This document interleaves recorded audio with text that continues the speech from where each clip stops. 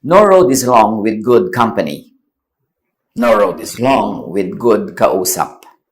Pag masarap ang kasama, masarap ang kausap, ang mahabang oras ay umiiksi. Ang mahirap na sitwasyon ay dumadali.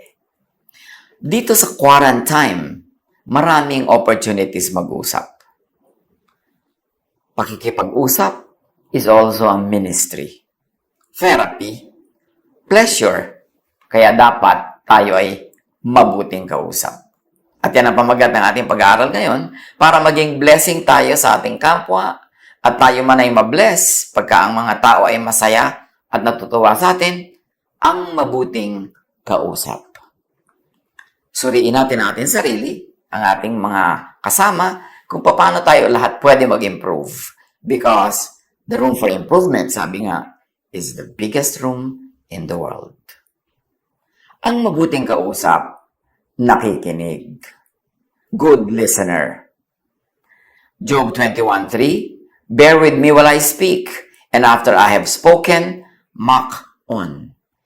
Ito kasi si Job, maraming nangyaring hirap sa kanyang buhay, tapos yung mga kaibigan niyang dumating para siya damayan, ay actually sinisisi siya. At hindi siya makapagtapos sa kanyang sinasabi. Sinisingitan, inuunahan siya para sabihin siya siguro may kasalanan kaya nagkaganyan-ganyan ang kanyang buhay. So sabi niya, bear with me while I speak. Patapusin niyo muna ako. Makinig muna kayo. Ecclesiastes 3:7, there's a time to be silent and a time to speak. Speech is silver. Silence is gold. Kung mahalaga ang pagsasalita, madalas mas mahalaga ang pananahimik at pakikinig na mabuti. It is good to speak, but it is better to listen. Because when we listen, we learn. Lumalawak ang ating pananaw, lumalalim ang ating runong, at gumaganda ang ating behavior, maging ang ating pagkatao. Ang mabuting kausap, hindi sumisingit para pangunahan ang nagsasalita. Yung iba naman, nagsasalita ka pa, tatapusin na nila yung sentence mo for you. Meron ka sanang sasabihin na medyo may climax, may konting surprise, uunahan ka na agad nung mga nakakaalam na ng sagot o nung nakakaalam na sasabihin mo. May mga sumisingit para lang patunayang alam na niya ang sasabihin pa lang ng nagsasalita. Wala namang natutuwa sa ganong sumisingit kasi naiinis pa nga sa'yo yung siningitan mo at kuminsan napepreskuhan pa sa'yo yung mga nakikinig. Philippians 2:4, let each of you look not only to his own interests, look not only to his own itch to speak, but also to the interests of others to speak. In-apply natin sa speaking yung verse. Huwag lang yung gusto mo ang sundin mo. Huwag lang yung katinang yung dila. Huwag lang yung inip mo na tuloy, you will finish the sentence that other people are trying to finish. Tuloy, ipipreempt natin ang gusto nilang sabihin, uunahan pa natin sila. No. Hindi yan quality ng masarap kausap. Ang mabuting kausap, hindi pasikat. Hindi lagi mo sinasapawan ang sinasabi ng kapwa, dinadaig, tinatalo. Bigyan mo na siya ng moment na siya yung maging star. Bigyan mo na siya ng kanyang 5 moments or 5 seconds of fame. Huwag agawin agad yung limelight sa kanya. Proverbs 14:3, a fool's mouth lashes out with pride. Ang hangal daw ay mayabang, mapagmataas, mapagmalaki, at sino naman ang matutuwa sa ganong tao. Kaya isang kahangalan nga yung ganyan Pero kung talagang matalino ang isang tao, malalaman niyang hindi siya dapat ganun. Kasi walang matutuwa sa kanya. At saka, unkind to others. To steal the limelight from them kung sila yung may performance. Sila yung nagsasalita, aagawan natin sila ng audience, aagawan natin sila ng magagandang lines. Psalm 17:10, they close up their callous hearts, and their mouths speak with arrogance. Ganyan din yung mga ungodly. Matitigas ang puso, mabibilis, magsasalita ang kanilang mga matatalim na dila. Ang mabuting kausap, hindi judgmental. Hindi yung sa facial expression mo pa lang, dinidiscourage mo na yung tao magpatuloy magsalita. O o kaya nagpapakita tayo ng pagkagulat o pagkagalit to discourage them from speaking. O kaya binibigyan agad natin ng moral value yung sinasabi nila, kahit yung moral value na yun ay very personal lang to us at hindi naman siguro laging yun ang universal moral correctness na meron lang tayong bias about our morality, about our self-righteousness at ini-impose natin yun sa iba. Tulad ng mga kaibigan ni Job. Ang daming nangyari sa buhay ni Job na napakahirap. Pero yun ay pagsubok, hindi parusa dahil meron siyang maling ginawa. Pero yung mga kaibigan niya na dumating pa doon para makiramay, hindi nagtagal, naninisi na sa kanya. Ipinagpipilitan na nila na si Job siguro may kasalanan kaya dumating sa kanya ang maraming hirap. Job 16:4, I also could speak like you if you were in my place. I could make fine speeches against you and shake my head at you. Sabi ni Job, oo, siguro nga kung nagkapalit tayo ng lugar, ako rin magsasalita ng mga pangit na sinasabi nyo sa akin. Masasabi ko rin yun sa inyo kung nagkapalit tayo ng lugar.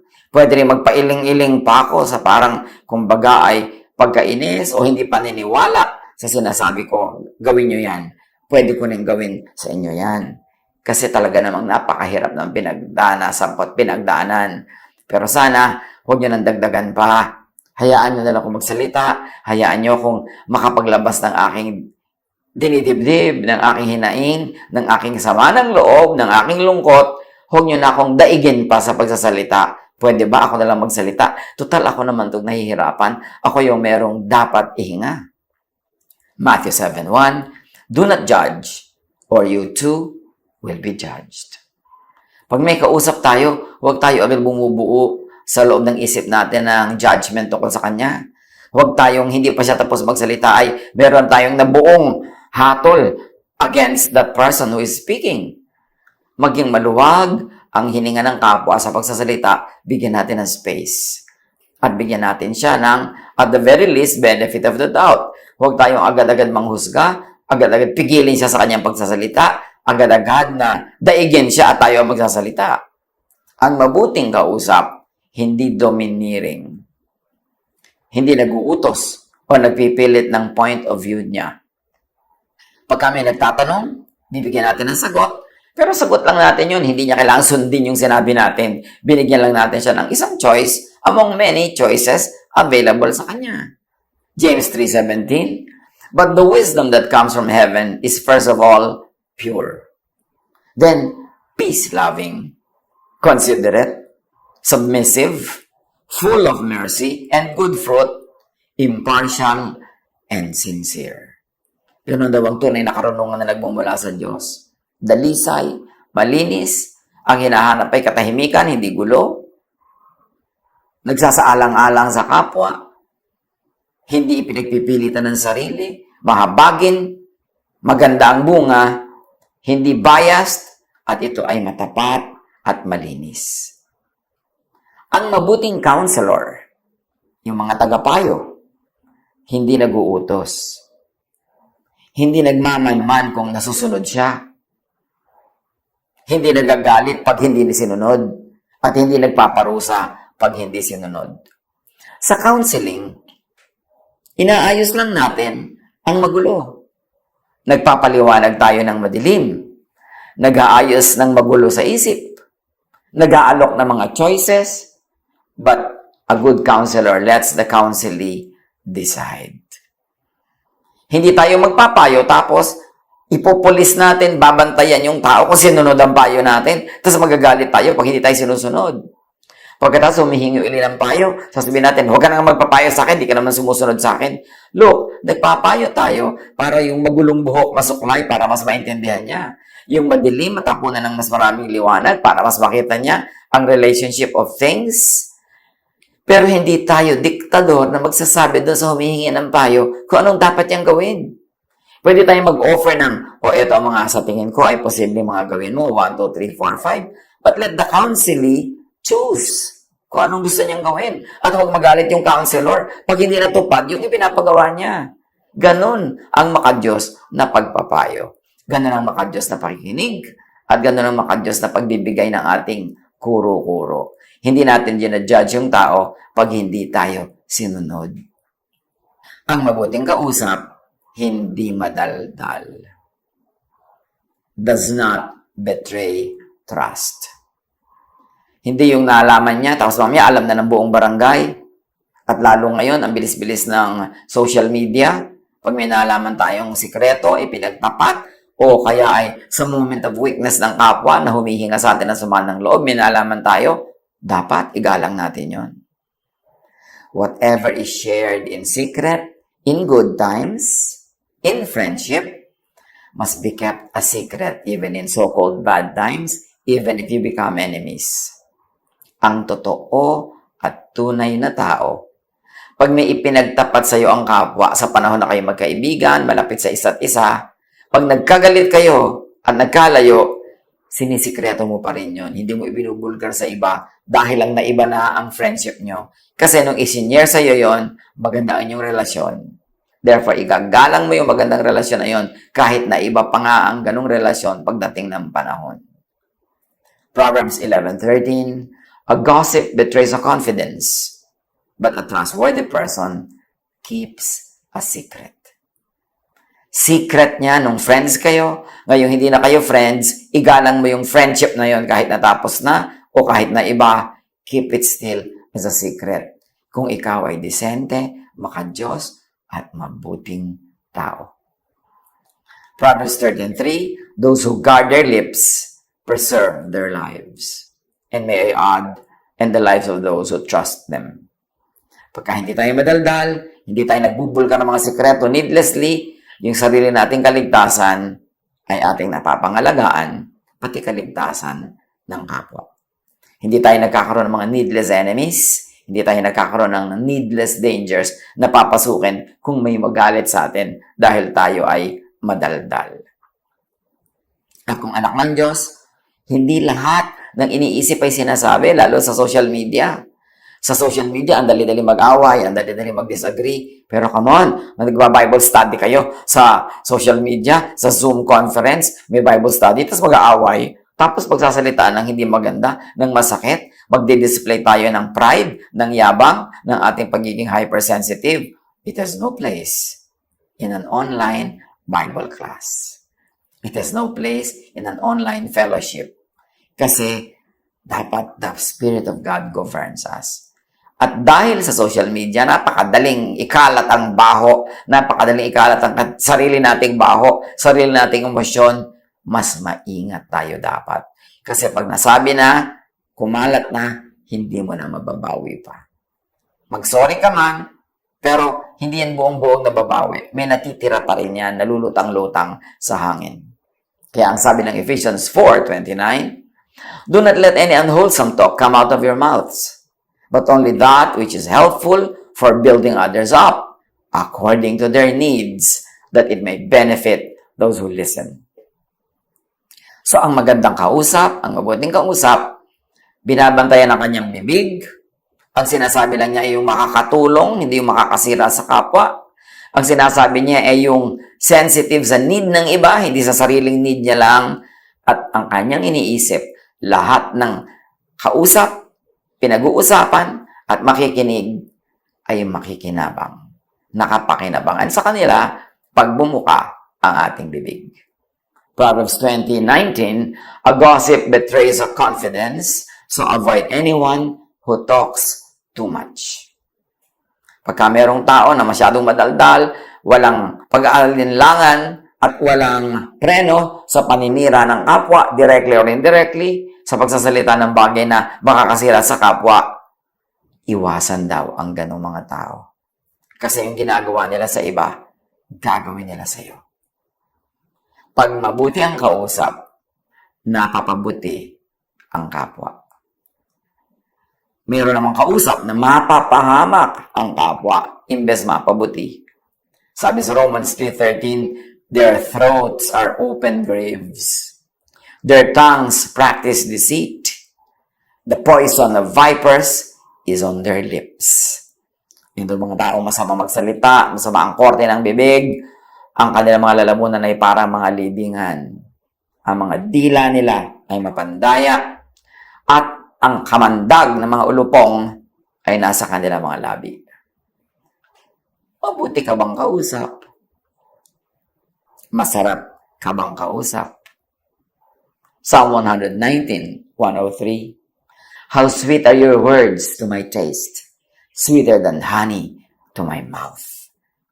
Ang blessed person, pag nagsasalita, blessed ang kapwang nakikinig. Proverbs 16:24. Gracious words are a honeycomb, sweet to the soul, and healing to the bones. Lalo sa ministry, watch your words. Words should bless. Kung sa palagay mo ikay godly, sa palagay mo ikay leader, sa palagay mo ikay magaling, bandayan ang bibig. Yan ang tunay na sukatan. Hindi record, hindi body of works, hindi dami ng ministry, hindi dami ng sipag at nagawa, kundi paano naman magsalita? Nakakasakit ba o nakakabless? Many unpleasant words come from pride. Lalo na pag may audience. Yung gusto magpasikat, magiging rude sa kapwa para lang pahangain yung ibang nakikinig. Many unpleasant words come from tactlessness and foolishness, and sometimes just from habit. Kasi talagang nakasanayan na maging magaspang, lagi tuloy magaspang. Examine, review, kung madalas o laging nasasangkot sa gulo. Sa pamilya, sa magkakaibigan, sa workplace, kahit sa church, merong mga taong pag may nagkagulo, kasali sila. Pag may nag-away, kasali sila. Pag may nagkaroon ng misunderstanding, kasangkot sila. Pag nagkaroon ng mga confusion, nandun at kasali sila. Dapat nating suriin. Tanungin, ako ba yun? Gaano kadalas ako masangkot sa gulo? Kasi yung mga nasasangkot sa gulo, laging iniisip nila, tama sila. Parang tama lang na pumasok sa gulo, tama lang ang ginagawa ko. Pero makahalata tayo. Pag madalas tayong masangkot sa gulo, kung napapagulo tayo kung kani-kanino at sa iba't ibang tao at iba't ibang grupo, baka naman tayo na ang may dala ng lason. Baka naman tayo na ang problema. Madalas ka bang masangkot sa gulo? Ikaw o ang mga kinakampihan mo? Siyempre, birds of a feather flock together. So, yung mga magugulo, kampi-kampihan. Pero, kung magkakampi-kampihan kayo ng mga magugulo, lagi may nakakaaway, paano naman mag-i-improve ang karakter? Dapat iron sharpens iron. Nagtuturoan tayo para maging mabait, hindi para maging masungit. Nagtuturoan tayo at nagtutulungan para maging mahinahon, hindi para maging marahas. Yun ang tunay na epekto dapat ng Espiritu sa ating buhay.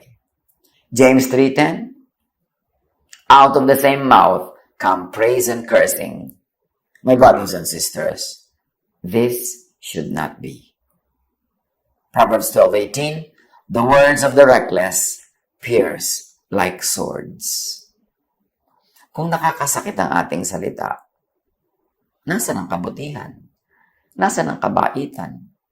Nasaan ang pagiging makadiyos? Kahit pa nga sa palagay natin tayo may katwiran, tama tayo, pero yung korte ng salita natin nakakasugat, nakakadugo sa kapwa, hindi mali na rin tayo nun. Proverbs 18:21, the tongue is the power of life and death, and those who love it will eat its fruit. Nakakamatay, nakakabuhay, nakakapanghina, nakakapagpalakas ang ating dila. Gamitin ang tama. Proverbs 15:4, the soothing tongue is a tree of life, but a perverse tongue crushes the spirit. Pag tayo ba'y nagsasalita ay nabe-bless ang kapwa, nagiging blessing tayo, o nagiging curse, nagiging sumpa? Ang masarap kausap, winner. Namamahal ka, gusto ka pang kausapin uli, hindi ka tinatalikuran, at hindi ka iiwasan sa mga darating na panahon. Pero ang masakit kausap, loser. Nawawala ang pag-ibig sa'yo ng tao, nawawala ang kanilang friendship, nagkakaroon ka ng kaaway. Do not win an argument, but lose a friend. But lose dignity, or lose God's approval. Yang lagi nagsisikap na siya ang manalo sa argumento, mas malakas ang boses, merong final say and last say, kadalasan niya nang nawawala ng mga kaibigan. nilalayuan ng mga taong dati sana ay malapit sa kanila. Kaya sabi ni Jesus, tungkol sa mga salitang walang kamuluhan, mga salitang masakit at masama, Matthew 12:36, I promise you that on the day of judgment, everyone will have to account for every careless word they have spoken. Pananagutan natin, ipagsusulit ang bawat salitang namutawi sa ating labi na walang kwenta, walang katuturan, o walang kabutihan. Do not win an argument, but lose love, lose respect. Kung bubuka ang bibig, win na lang, wag na sa lose. Colossians 4:6, let your conversation be always full of grace, seasoned with salt, so that you may know how to answer everyone. Marami tayong goodwill na nawawala dahil pangit ang ating salita. Maraming pag-ibig, maraming pagkakaibigan, maraming blessing na sasayang, sinisira ng matalim na dila. Pero marami ring pag-ibig, maraming friendships, maraming blessing ang pwedeng akitin ng mabuting pananalita. Suriin natin.